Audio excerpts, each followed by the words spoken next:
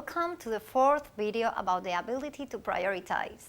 My name is Ana Barreda and I am marketing consultant. In this video, we will see the action plan, how to include the ability to prioritize to improve individual projects. Organization is a key aspect in managing time. We need both mental and physical health. How to get ready? When we're about to begin a new project, the very first thing we need to set is our main goals. These goals must be smart, specific, measurable, attainable, relevant, and time-based.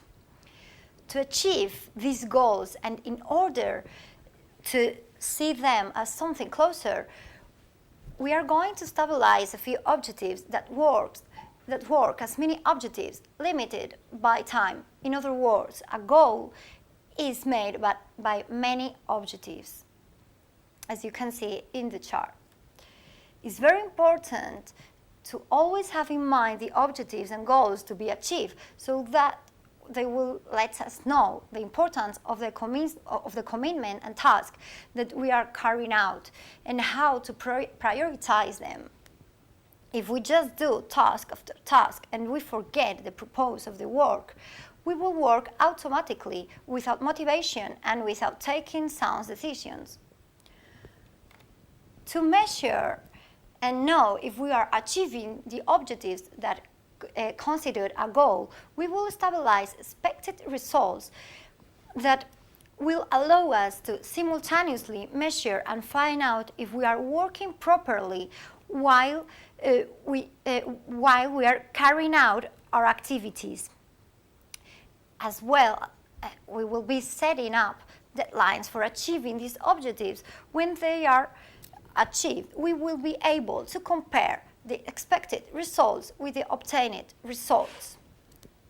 Once we have clearly defined the goals to be aimed for and the results to be obtained periodically, it is a moment to make up the to-do list regarding the commitments required, prioritizing as we have seen in the previous seasons.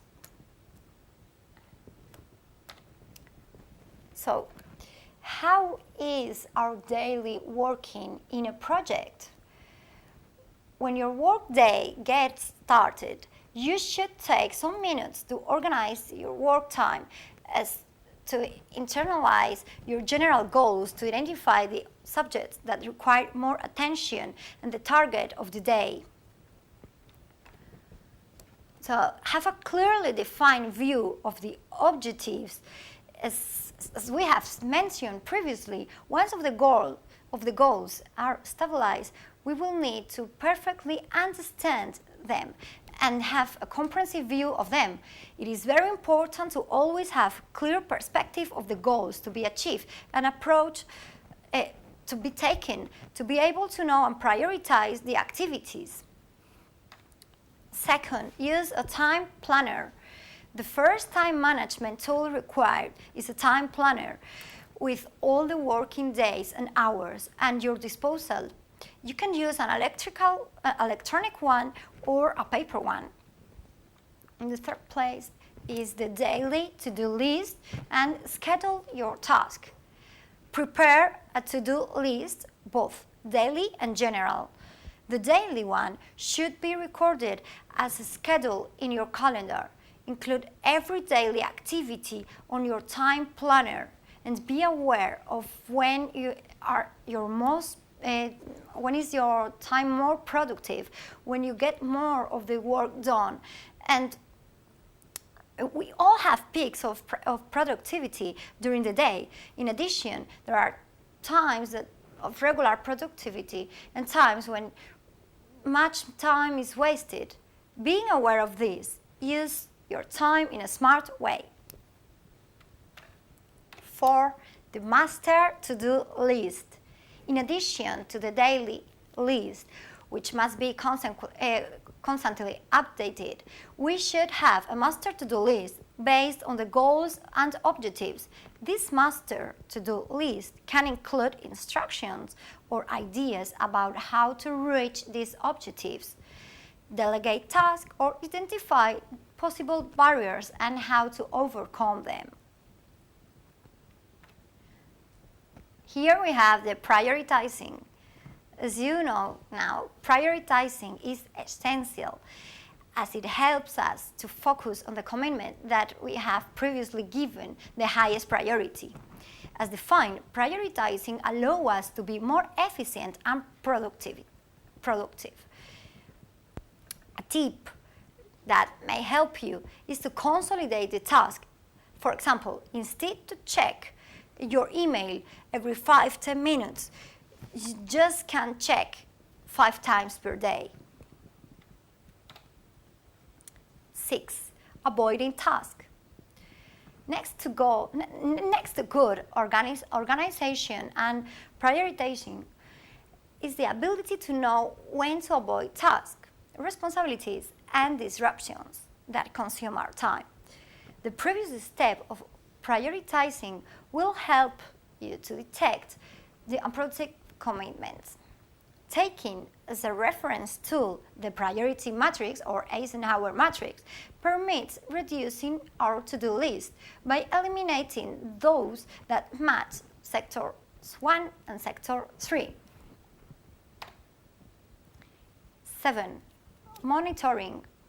Tag the times that every single task takes so that you can then predict times and projections and do projections.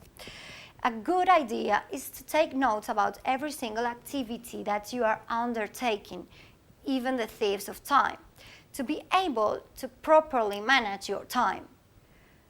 Particularly, monitor those activities that are supposed to take you 5 minutes and then you realize that have spent half of the morning on them. And the last one, compare obtaining results with expected results. Once you are carrying out your activities and you have some results, compare these results with the ones you set, set prior to commencing the activity. Are they the same? You are performing the task well. Are they different? Try to discover what is going wrong. To illustrate all these terms and to have a complete idea, I have bring you an example, a simple example. So suppose that Rachel wants to go to work in France. The goal will be to find a job in the place in which she will be. For this, she will have to speak the language, research a list of suitable companies, obtain a specialized qualification for giving her more value, find a house, etc. What we appreciate here is that the goal is to be working in France in 2 months with a good salary, okay? So the objectives will be learn French, find a job, get her specialized qualification, and have a home. For each objective, she will need to have many activities and tasks, some more important than others. For example, for learning French, she can take an online course, she can meet someone to exchange languages, she can go into school. For finding a job, she will have to make a version of her CV in French, research a list of suitable companies, produce a template for cover letters. As we can see, all the objectives are related. Therefore, if she doesn't achieve one of these objectives, she will have trouble in reaching her overall goal. As time is limited, Rachel will need to prioritize activities and discriminate between others. So, thank you very much for your time and see you in the next video. The tips for the effective management of time.